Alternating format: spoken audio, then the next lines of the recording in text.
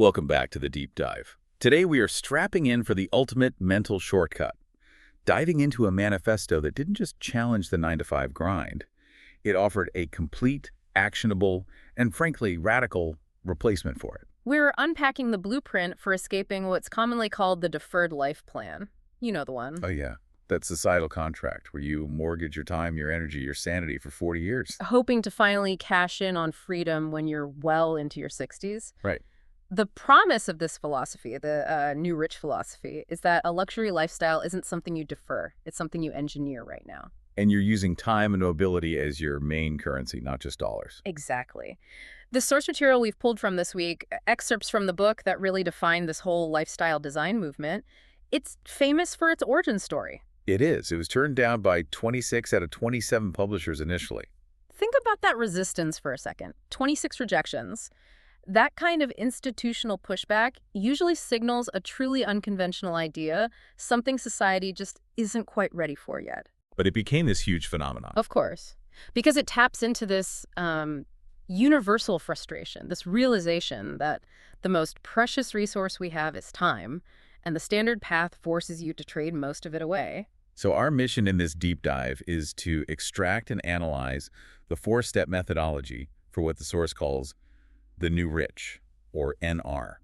Yeah, this is the group that just flat out rejects the assumption that working 80 hours a week for 15, 30, or even more years is mandatory for success. We're going to distill the entire process down to its core, memorable acronym, DEAL. Definition, elimination, automation, and liberation. And we'll be going into extensive detail on the mechanics of each of these four steps, making sure you walk away with a complete blueprint. Before we jump into that framework, let's just set the tone with an initial shock factor that really illustrates this whole concept of leveraging time and location. Okay. The sources quote one consultant saying that reading this material is, and I'm quoting here, like putting a few zeros on your income. And not because of some secret stock tip. Not at all. It's because of the immediate shift in perspective it demands from you. And that shift, it translates to some pretty remarkable real-world outcomes. You have to consider the astonishing anecdote of the single mother that's mentioned in the sources. Right. She managed to travel the world for 15 straight months with her 3 young children. 15 months with 3 kids. That just sounds financially impossible for most people. It does. But here's the quantitative data that makes this insight so powerful for you, the listener. The total comprehensive cost of that 15-month global exploration, we're talking airfare, accommodations, activities, everything from exploring the catacombs in Rome to the beaches of Thailand, was only between $18,000 and $19,000. $18,000 to $19,000. Total. Now, you have to compare that to a single mother's average yearly cost of living in a major U.S. city. Exactly. Yep. As the author points out, that global trip was significantly less than the rent and routine domestic expenses of just staying home for the same period. The ability to move, to leverage geographic and economic differences, that is the absolute essence of the New Rich strategy, and it's what we need to unpack. Absolutely. That ability to fundamentally redefine cost, value, and location is where we have to begin. So let's unpack the blueprint, starting with section 1. D is for definition replacing assumptions. Okay, so this first section, it requires a cognitive overhaul. You have to first identify and then actively reject the underlying philosophy you're probably operating under right now. Which is the deferred life mindset, the D mindset. Mm-hmm. And you replace it with lifestyle design, or LD. And the contrast is truly night and day. The standard deferred life goal is so often defined by an endpoint.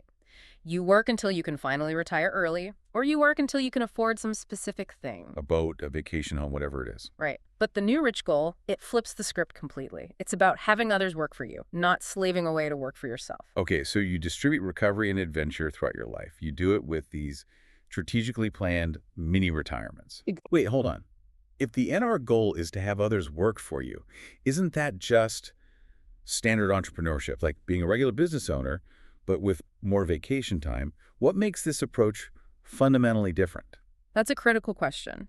And it's fundamentally different because the goal is not the maximum accumulation of money. Right. The goal is the maximization of time and mobility paired with a sufficient income. A traditional business owner often chases revenue growth until they are, shackled to their office 80 hours a week. They become the bottleneck. They become the bottleneck, yes. The new rich prioritize maximum automation and efficiency first, so that their business operates without their daily presence.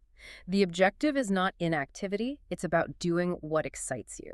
Making sure that what you find fulfilling isn't postponed until the very end of your life. Precisely. And this leads to defining what real power actually is. Okay. The sources argue pretty compellingly, I think, that real power isn't measured by your bank account balance or the size of your house. It's measured in options. The ability to choose. The ability to choose. The core, almost paradoxical premise is that by forcing yourself to become ultra efficient and removing yourself from the daily operation, you can often make more money by doing, say, half of what you're doing right now. It's about seeing infinite possibilities outside of your current, very rigid structure. And that structure, the so-called common sense rules of the real world, is, as this manifesto argues, often just a fragile collection of socially reinforced illusions. A perfect illustration of this is the story of the Torino gold medalist, Dale Begsmith. The skier. The mogul skiing gold medalist at the Turin Olympics. He was just 21 years old and was often seen driving this black Lamborghini. So the natural assumption, fueled by that deferred life mindset, is that he was a, poor athlete who got a bunch of sponsorship. The reality, he was completely financially independent. Begsmith funded his own Olympic dreams, not by relentless 2047 training, but by founding an internet-based IT company when he was just 13 years old. 13. And that company quickly became the third largest of its kind in the world within 2 years. His net worth was reportedly over $1.7 million by the time he was 19. Wow. So when his coaches complained he was spending too much time on business? Despite his Olympic-level results. Right. He realized the constraint wasn't his time, it was their expectation, their rigid worldview. He didn't choose business or skiing, he chose both hand. Exactly. He redefined the constraints by moving laterally. He understood the problem wasn't spending too much time on his business, it was spending too much time with his current peers who had this rigid, single-focus mindset. He proved that high performance in one area doesn't require the complete elimination of all your other passions. And this ability to reframe the rules brings us directly to the idea of challenging the status quo and the uncommon rules we impose on ourselves, often just out of habit. The kickboxing TKO story is a great example of this. Yeah. Strategic role bending, or, reading the fine print of life. It is. The author recounted winning the Chinese kickboxing national championships in 4 weeks, despite having minimal technical training, simply by exploiting 2 key rules of the competition. Okay, let's dive into the mechanics of this exploit because it's fascinating. So the first rule involved the weigh-in schedule. The weigh-ins were scheduled the day before the competition, not the day of. That's a huge detail. A critical detail. By using extreme but temporary dehydration techniques, the author lost 28 pounds in 18 hours. He weighed in 3 weight classes lighter and then spent the next 24 hours rehydrating and eating back up to 193 pounds before the actual fight. So he was fighting opponents who were 3 weight classes lighter than his actual functional weight. That's a massive physical advantage that has nothing to do with training or skill. Nothing. It's pure exploitation of a procedural rule. So what was the second technicality? The second was the platform rule. You won by default if an opponent fell off the elevated platform 3 times in a single round. So the strategy shifted entirely. Completely. It wasn't about punching and kicking for a knockout anymore. It was about aggressive pushing and lateral movement, just maximizing the chance of getting the opponent to lose their footing and fall off the side. That sounds highly effective, but how does the manifesto reconcile winning by technicality with, integrity? Does the new rich philosophy just endorse exploiting loopholes? That's the core tension, isn't it? The argument is that the official rules are often way less restrictive than the self-imposed rules we adopt out of habit or fear. The rules were public. Anyone could have done it. Anyone could have. The strategy was entirely within the bounds of the rule book. It highlights that the most successful people often look at the world as a game with flexible parameters, not as a set of rigid commandments. This reminds me of Dick Fosbury in the 1968 Olympics. His Fosbury flop high jumping technique. It initially baffled all the traditional coaches who were still using the old straddle jump. It looked awkward, right? Almost amateurish. Totally. But the flop was just superior because it shifted the center of gravity more efficiently. By 1980, what was it, 13 of the 16 Olympic finalists were using it. Sports evolve when basic assumptions are tested. The same exact thing applies to life and business. The lesson is, if you aren't constantly questioning the informal rules you adhere to, you are limiting your potential. This kind of strategic rule bending, though, it requires courage. Which brings us to a really crucial mental exercise detailed in the sources. Fear setting. Yes, this is how you define the internal rules that are holding you back. And fear setting is the antidote to what the author calls optimistic denial. The tempting hallucination that everything will just somehow improve later on, or that, a little more money will magically fix all your problems, this is an exercise designed to push you into action now. It's derived from the Stoic tradition, right? Specifically Seneca. Yes, Seneca, who suggested that to conquer fear, you have to reduce yourself to the barest necessities and ask yourself, is this the condition that I feared? So the author structures this into a proactive 3-page exercise. You take 3 columns: define, calculate, and repair. First, you define your nightmare. The absolute worst-case scenarios if you take that big leap you're thinking about. Quitting your job, starting a business, traveling for a year. And we get a detailed look at the author's personal disaster list. It's pretty specific. It is. The business fails, he gets sued, his bank account craters by 80%, his car is stolen, and my favorite part, the very specific anxiety of being spit on by someone from a high-rise balcony while traveling. And then being bit by a stray dog he was trying to feed.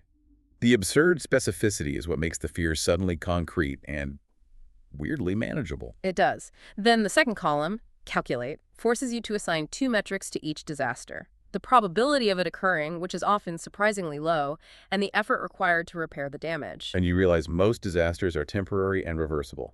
Exactly. The car getting stolen is a pain, but you can buy a new one. The business failing just means you start another one, or you go back to your old job, which is probably easier to get now that you have more experience. So by clearly defining that worst-case scenario, the emotional weight of the anxiety just dissipates. He realized that the worst possible consequence, a temporary 3 or 4 on a scale of 10, was minimal compared to the upside. Which was a probable, permanent 9 or 10 lifestyle of time and mobility. And the final step, the repair column, is the critical psychological safety net. What would you do, step by step, to return to your baseline life if the nightmare actually occurred? By outlining that recovery plan, you strip the risk of its power. The realization was profound. There was practically no permanent risk, only huge life-changing upside potential. This raises an important question for you, the listener. What are you putting off out of fear right now? The manifesto argues that what we fear doing most is usually what we most need to do. And critically, the consequences of bad decisions do not get better with age. If you're kidding yourself that things will just improve on their own, it's time to stop, define your fear, and plan for a jump. That's a profound mental framework to adopt. So once you've defined your dream life and faced down your fears, the next logical and often ruthless step is to clear the decks. Which moves us to section 2. E is for elimination, the art of doing less. The central theme of elimination is this radical notion of efficiency over activity. The core insight here is that being busy is often just a form of intellectual laziness. Lazy thinking and indiscriminate action. Exactly. We have to focus intensely on the few things that actually matter and just eliminate the rest. And this is where we introduce the 2 synergistic tools that define New Rich efficiency: the Pareto principle, or the 80-20 rule, and Parkinson's law. The Pareto principle states that 80% of your consequences flow from 20% of your causes. In business terms, 80% of a company's profits will typically come from 20% of its products or customers. And as you mentioned, this ratio is often much, much more severe in the real world when you actually start tracking it. We're talking 90-10, 955, or even 991. It's true. If you are serving 100 customers and 5 of them are causing 95% of your headaches and support tickets, the solution is obvious. But it's psychologically very difficult to implement. Why is it so difficult? It's difficult because of the ingrained W4W, work for work. It's the most hated acronym for the new rich. Work for work. W4W is the impulse to clock hours and work 9 to 5 simply because it is the standard structure, whether it's necessary or not. Most people use activity as a substitute for productivity because it provides a feeling of moral worth. If I'm busy, I must be important. That's the mental barrier. It's that cultural pressure of seat time that makes us feel insecure if we're not actively sweating or, looking stressed. And then that insecurity leads directly to indiscriminate action. The sources detail a personal application where the author was initially working 15-hour days, 7 days a week, fielding hundreds and hundreds of emails. Just drowning in it. Completely. But after analyzing his customer base, he realized only 5 customers were bringing in 95% of their revenue, but the other 95% of customers were generating 99% of the administrative headaches. Okay, let's unpack that crucial fat-cutting maneuver. He stopped contacting the vast majority of his customers and actually fired the 2% of his most demanding, high-maintenance clients. So what was the financial outcome? The immediate result was that his monthly income doubled from $30,000 to $60,000 in 4 weeks. Doubled. Doubled. And his weekly hours plummeted from over 80 to approximately 15. He realized the most profitable thing he could do was stop doing nearly everything he was doing. That is an incredibly counterintuitive yet mathematically sound move. And the second tool works in lockstep with the first, Parkinson's law. The rule is simple. Tasks swell in importance and complexity in relation to the time allotted for their completion. Right. If you give yourself 8 hours for a report, you will fill 8 hours. You'll do unnecessary research, you'll perfect the formatting, check email in between. But if you have an absolute emergency deadline and only 2 hours, you miraculously finish it in 2 hours. The task itself doesn't change. The time constraint forces efficiency. So the ideal solution is combining the two principles. First, you limit your tasks to only the important ones using the 80-20 rule. And second, you shorten the work time severely using Parkinson's law to force focus on only those critical tasks. Without those short, clear deadlines, the minor tasks, the minutiae you should have eliminated in step 1, will expand and consume all of your available time. The new rich understand that time limitations aren't a punishment. They are a forcing function for clarity. Right. But to make this system truly work, you have to protect your attention. And that means drastically reducing your mental input. This leads to the low information diet, or what he calls cultivating selective ignorance. As the Nobel laureate Herbert Simon observed, information consumes attention. A wealth of information creates a poverty of attention. The new rich approach dictates that increased output necessitates drastically decreased input. And the rationale is compelling. Most of the information we consume is time-consuming, it's negative, it's irrelevant to our immediate goals, and it's entirely unactionable.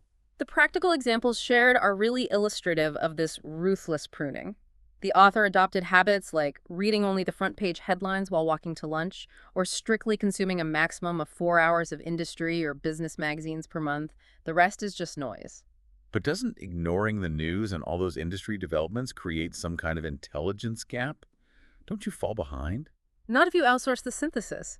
The author described his political decision-making process. Instead of spending hours trawling news sites, he would ask educated friends who share his values to summarize the important elements. Okay. He would ask foreign friends for a perspective outside the U.S. media echo chamber and only watch the actual debates. This effectively turned dependable people into his own personal, curated information assistants, eliminating hundreds of hours of media consumption. That's a highly efficient form of delegation. And for those times when you absolutely have to read dense material quickly, the sources offer ways to minimize the time sink. We're talking about 4 simple tips to read 200% faster in just 10 minutes. First, use a pen or your finger to guide your eye along the line. This prevents regression, that subconscious impulse to reread words you just scanned. This one tactic alone can dramatically increase your speed. Second, force your vision. Instead of starting at the very first word of a line and ending at the very last, you focus 3 words in from the start and 3 words in from the end. The reason this works is fascinating. It utilizes your peripheral vision. Your central vision is sharpest, of course, but your peripheral vision is strong enough to capture those first and last few words without requiring a central fixation or snapshot. This lets you take fewer visual stops per line. Which leads to the third tip, attempting only 2 fixations or snapshots per line of text. If you can get your brain to trust your peripheral vision, your eyes are only pausing twice across a standard line of text. And the final, counterintuitive tip: practice reading too fast for comprehension. By forcing your eye movement to be ridiculously fast, you heighten your perception when you return to a more normal pace. It's like resistance training for your visual processing. So once you've cut down on external information, you have to stop the constant internal interruptions. This is the interrupting interruption and the art of refusal. And email is cited as the greatest single interruption in the modern world. It provides these constant, small dopamine hits for the sender and forces reactivity in the receiver. The strategy involves immediately turning off all audible alerts and automatic send-receive functions on your devices. And then the strict rule, Check email only twice per day. The sources suggest once around 12:00 noon and again at 4 p.m. This is non-negotiable for the new rich. Never, ever check email first thing in the morning. Complete your most important high-leverage task, your 20% before 11 a.m. to avoid using email as an anxiety-driven postponement excuse. Wait, I check email first thing in the morning, and just the thought of waiting until noon gives me instant anxiety. How do you manage the expectation of clients and colleagues who expect an instant reply? That's where the autoresponder becomes your tool, not just a simple notice. A customized auto-response stating clearly that you only check email twice daily, and providing a separate cell number only for true business-critical emergencies, it forces others to reevaluate their reason for interrupting you. It changes the dynamic from reactive to proactive. It does. It sounds aggressive, but it's strategic. It works because people are often poor judges of importance. They inflate minutia to feel important and urgent. The autoresponder externalizes the decision point. If they truly have an emergency, they'll call the cell. If it's just W4W, they'll wait 6 hours. In this art of refusal, it extends beyond just email. Of course. It extends to one of the greatest time sinks of all, meetings. Oh, yes. The sources detail a sales VP's no-nonsense approach. Avoid all meetings that don't have a clear, predefined objective and a set time limit. Meetings are often described as an addictive, self-indulgent activity where people get together to feel productive without actually producing anything of value. And to manage this refusal and initiate permanent structural changes like working remotely, the sources recommend the puppy dog close. This is a classic sales technique, but it's adapted for negotiation. If you want a significant change, you propose a temporary, low-risk, reversible trial first, rather than asking for permanent permission up front. So, for example, instead of asking your boss if you can work remotely forever, you ask to try 1 remote day per week for 2 weeks. And you emphasize that you believe the lack of commute and office noise will increase your billable hours or designs completed or whatever your metric is. And because the change is reversible, managers are less hesitant to block it. Right. Once you prove the increased results during that trial period, the reversibility becomes difficult to enforce, and the temporary change becomes the new default. This principle also applies to internal communication efficiency, using an if-then structure in all your batch communication to prevent needless back and forth and delegation bottlenecks. Exactly. Instead of asking a simple question, provide all the necessary context, anticipate the response, and empower the recipient with authority. For example, I need to know the status of the manufacturing order. If it's delayed, then please implement Plan B and contact supplier Y.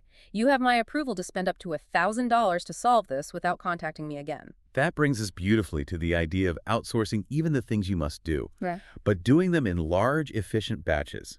If you check mail and pay bills 5 times a week, it takes maybe 2.5 hours. If you batch it to once a week, it might take only 60 minutes total. And if we connect this to the bigger picture, this kind of extreme efficiency and time liberation prepares the ground for the next crucial step. Section 3. A is for automation income autopilot. Automation is where the rubber really meets the road. This is how the new rich generate cash flow without consuming their time. And the key strategy that makes this exponentially easier is geographic arbitrage. Geo-arbitrage. It's leveraging the difference in currency value and cost of living globally. It's the magic of earning in a strong currency like dollars or euros or pounds, but choosing to live in a place where your purchasing power is 3 to 10 times greater. Places like parts of Southeast Asia or South America. Exactly. You earn dollars, you live on pesos, and you often compensate your outsourcers in rupees. Can you tell us about the Buenos Aires example? Because that really brings the quantitative reality home. Yeah. The author describes how, while he was living in Buenos Aires, he could get an exquisite, all-you-can-eat buffet breakfast, including coffee and pastries, for the equivalent of $4 US. $4. At the same time, his Indian outsourcers were costing him between $4 and $10 US per hour for skilled virtual assistants. So he could literally buy his breakfast for the cost of 1 hour of administrative work being done for him remotely. Precisely. This creates that curious business phenomenon he talks about. Negative cash flow is impossible. If you are selling a product for $100 and your overhead is a few hours of 5-hour labor, your profit margins are massive. And your lifestyle expenses are minuscule. Absolutely. If your fixed expenses, say housing, food, and basic utilities, cost you $3,000 per month in San Francisco, that same standard of living might cost you only $600 a month in a place like Chiang Mai, Thailand. That's a 5x multiplier on your disposable income. And that economic multiplier extends beyond business operations. It allows the new rich to outsource life itself and even their neuroses. The sources give this fascinating, detailed, and often hilarious look at the experiments of A.J. Jacobs, the Esquire editor. He hired two virtual assistants, Honey K. Balani from Brickwork for business tasks, and Asha from YMII for his personal tasks. And Jacobs' request list was just vast. Honey handled serious business tasks like research, but also the ridiculous. She had to track down the sexiest woman alive. It's complete with charts, measurements, and a rationale for why they deserved the title. Unbelievable. Meanwhile, Asha handled the personal errands. She paid his bills, she negotiated disputes with Singular, the mobile phone company, and was tasked with the critical mission of finding a limited edition Chicken Dance Elmo toy for his son's birthday. I love that moment of cultural contrast when Honey writes back after a task, saying, I would try to adapt myself as per your requirements that would lead to desired satisfaction. That dedication to desired satisfaction is often absent in high-cost domestic assistance, you know? For sure. And Jacobs even attempted to delegate his inner life. He tried to outsource therapy. Which thankfully failed due to the shrink's ethics.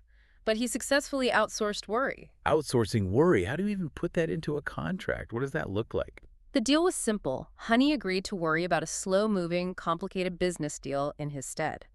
Every single time Jacob started to ruminate and feel anxiety about the delay, he would just remind himself that Honey was contractually obligated to worry about it.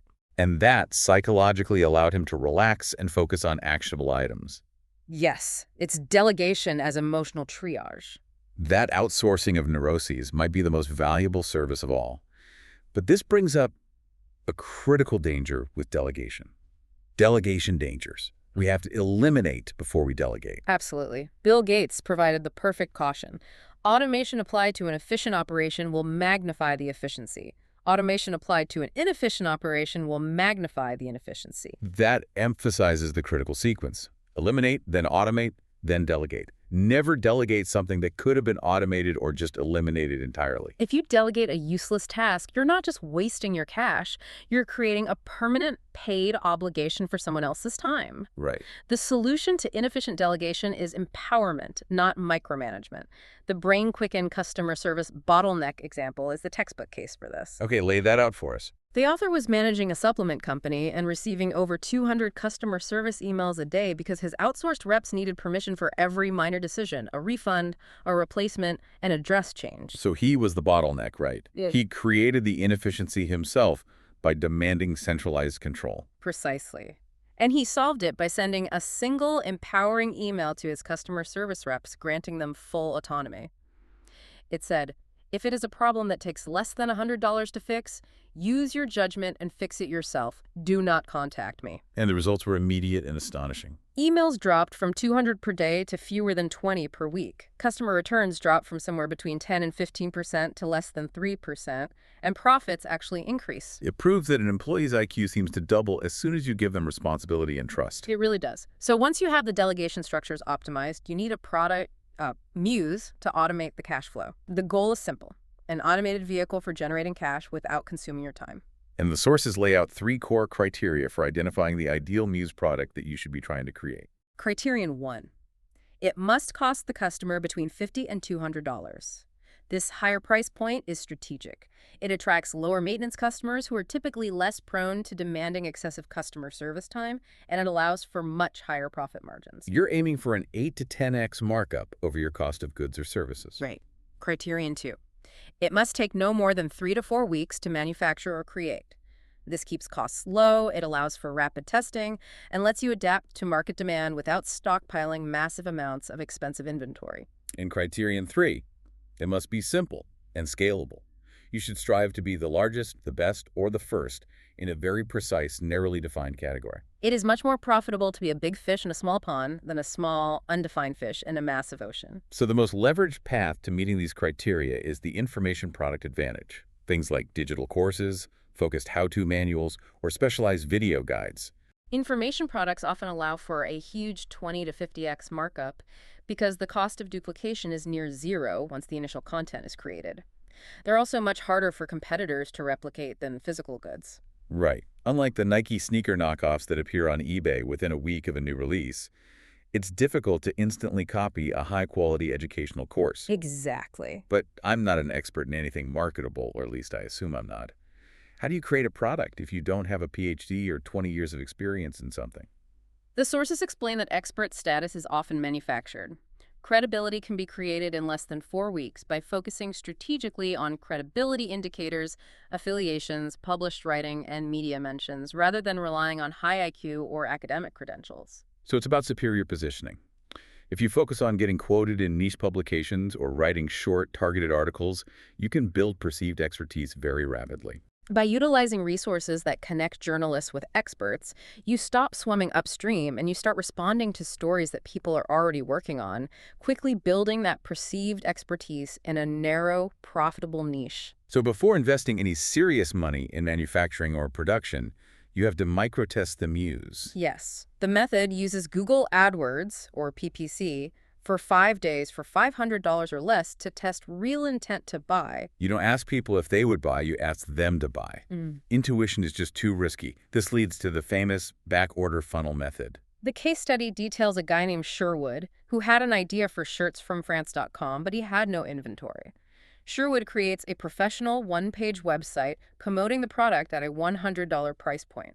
The site looks completely legitimate. But when a user clicks the purchase button and enters their credit card information, They are immediately redirected to a page that says, "Thank you for your interest. Unfortunately, we are currently on back order, but we'll contact you via email as soon as we have product in stock. No charge has been made to your card." that is brilliant because it filters out the casual browsers and only tracks the real intent to purchase the actual financial commitment. Right. If you run $500 in AdWords and you generate $3,000 worth of these back orders in 5 days, you have a product worth manufacturing. You've proven the market. And another key example is Doug from ProSoundEffects.com. Yes. He used eBay auctions to test demand and the highest possible pricing for his sound libraries before creating a full-blown Yahoo store. This allowed him to confirm the market appetite and optimize his pricing before committing to any inventory. And, critical for automation, Doug then automated the fulfillment via dropshipping. Meaning the manufacturer or the fulfillment house ships directly to the customer, so Doug never physically handled the product, achieving total time freedom. Okay, so once elimination and automation are set up, cash is flowing without your direct involvement, and time is freed up. You hit the fourth and final step. L is for liberation embracing mobility. Liberation is about forever breaking the psychological and the physical bonds that confine you to a single location. This often starts even while you are still an employee, through strategic remote work negotiation. The sources outline the Sherwood method in a 5-step progressive negotiation strategy. Sherwood was an industrial designer, and he wanted to escape the office. Step 1. Increase investment. Before asking for any remote work, he proposed the company pay for additional training, like a specialized industrial design class. This increased the company's sunk cost. They had a greater loss if he suddenly decided to quit. Smart. Then step 2, utilize that puppy dog close we talked about earlier. Right. He didn't ask for full-time remote work. He requested a trial. Work from home 2 days a week for just 2 weeks. And he justified it by saying he'd finished 3 more designs than usual because of the lack of commute and office noise. Step 3, formalize the trial. Once the results proves he was more productive, he formalized that 2-day remote schedule permanently. And step 4, expand remote time. He later suggested expanding to 4 days per week remote. His boss immediately worried he was quitting or that everyone else would demand the same privilege. Of course. And Sherwood's brilliant response was that no one should be allowed to work remotely unless they can show increased productivity, and he was the perfect, measurable experiment. So his final leap, step 5, came when he leveraged necessity. Exactly. He requested full-time remote work for 2 weeks while visiting relatives during a project that required his specific expertise. By making the request during a high-stakes, time-sensitive moment, the boss acquiesced, and that temporary arrangement became permanent. We see this mobility strategy in other compelling case studies too, like Dave at HP. Dave was a software developer who needed more time with his girlfriend who was working in Shenzhen, China. Right. So Dave began taking tech support calls from Shenzhen, leveraging the massive time difference. Because China is 9 hours ahead of Palo Alto, California, his typical workday was almost over by the time his boss even woke up. So he was able to meet his production goals and propose to his girlfriend, traveling for a full month without headquarters detecting any difference in his availability or his output. And the key takeaway here is challenging that ingrained assumption that travel is expensive. We saw the single mother anecdote, but there's also the stark contrast between the perceived high cost of extended travel and the reality of geographic arbitrage. Right. The data shows that the total cost of a month in Buenos Aires, including round-trip airfare and a London stopover, came out to only $1,180. And you just have to compare that to typical domestic monthly expenses, the average rent payment, a car payment, insurance, utilities. It's often significantly cheaper to travel and leverage geo-arbitrage than to stay anchored to your high-cost domestic life. This economic reality leads naturally to the core principle of time distribution. Mini retirements. This is the anti-vacation. Yes. The concept rejects the idea of saving all your recovery and adventure for one massive lump sum retirement at 65. Instead, mini retirements mean relocating to one place for 1 to 6 months at a time, distributing recovery and growth throughout your life. So it's fundamentally a re-examination of life. A chance to road test a new career or a new hobby, not just an escape from the old one. Precisely. And this contrasts sharply with binge travel, the typical 2-week sightseeing trip that most people take. Binge travel is non-cumulative. You spend the first week recovering from jet lag and the second week panicking about returning to work. There's no real change. None. It takes 2 to 3 months, the sources argue, just to slow down, to let old, obsolete routines disincorporate and allow the locale to truly change you. Mini retirements are about integration, building new routines, and acquiring new skills. Vacations are about consumption. And the entire philosophy is perfectly encapsulated in the famous Mexican fisherman parable. It is.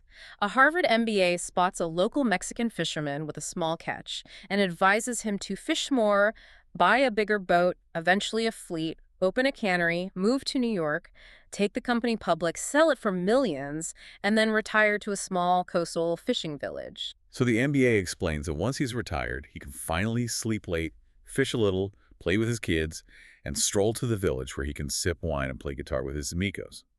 The fisherman asks, "But senor, how long will all this take?" The American replies, 15 to 20 years. 25 tops. And the fisherman's quiet reply. He points out that he's already doing that now. It questions the entire premise of the deferred life plan. Why hustle for 2 decades just to gain permission to do the simple, fulfilling things you could be doing today? However, once the bonds of work are broken and mobility is achieved, a new critical challenge emerges, filling the void. This is the natural anxiety that occurs when the rigid structure of work is removed, the so-called postpartum depression of the new rich. You find yourself with 80 free hours a week, and you just wander around asking, what the enterprise tag am I going to do today? Too much idle time, the sources note, becomes fertilizer for self-doubt and philosophical distress. The mind, lacking external, structured focus, turns inward and creates internal problems to solve. It often paralyzes the individual with indecision. So the solution is not merely passive relaxation. Not at all. Yeah. The solution is finding an ambitious goal that seems nearly impossible and forces you to grow. You have to replace the old negative structure with a new, positive, skill-building structure. And the sources highly recommend language learning as the best thing you can do to hone clear thinking. Yes. Acquiring a new language forces you to become aware of your own thought structures and your cultural biases. And conversational fluency is possible in 6 months or less. If you dedicate 4 hours a day of focused, high-leverage practice, that can be whittled down to less than 3 months. It provides a new lens through which to understand the world and helps stave off that existential dread of unstructured time. Exactly. And that brings us to the summary of this powerful 4-step DEAL framework for designing a life of options, mobility, and immediate luxury. #outro. So we have thoroughly completed the DEAL process, defining your dream life and facing your fears, eliminating the unnecessary time sinks using Pareto and Parkinson's laws. Automating your cash flow with a muse and geographic arbitrage, and liberating yourself from a single location through strategic negotiation and mini retirements. Before we go, it's essential to quickly review the top new rich mistakes so you can avoid immediate derailment.